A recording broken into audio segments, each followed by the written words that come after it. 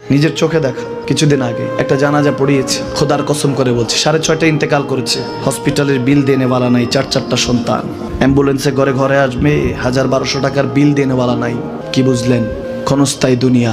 মুমিনের কম থাকলেও আমি বলি, কেউ যদি এসে বলে হুজুর একটু দোয়া করেন, খুব পেরেশানিতে আছি, আমি তার হাত চুমু খেয়ে বলি তোমাকে মোবারকবাদ, আল্লাহ তোমাকে ভালোবাসে। পেরেশানি তো মালিক দেয়, এই জন্য এটা রহমত মুমিনের জন্য। পেরেশানি দেয় যখন ফেরেশতারা বলে আল্লাহ চাইতেছে টাকা পয়সা চাইতেছে, বলে এটা কি? বলে ফাসেক, দে বিদায় কর। তার চাওয়া আছে, বিরক্ত লাগে, বিদায় কর, কি লাগে দে। মুমিন যখন চাইতে থাকে আল্লাহ আমাকে কিছু লাগবে, যখন একটু করে চায় আমার মাটাকে সুস্থ করে দাও, বাবাটাকে আল্লাহ আমার স্ত্রীকে আমার আমাকে একটু তৌফিক দাও, চাইতে থাকে মুমিন। আল্লাহ বলে যখন ফেরেশতারা দেখে মুমিন চাচ্ছে, দেরি করতে পারে না, তাড়াতাড়ি খাজানা নিয়ে দিতে নেবে, আল্লাহ বলে রাখোস না, এত তাড়াহুড়া কিসে? তার চাওয়ার মধ্যে তো প্রেম আছে, একটু চাইতে দেস না। থাকুক না মুমিন আর একটু পেরেশান, থাকুক না, থাকতে দেস না, একটু থাক। পেরেশানিতে রেখে আল্লাহ মজা নেয়, মহব্বত নেয়, মুমিনের অন্তর থেকে খুশবু নেয়।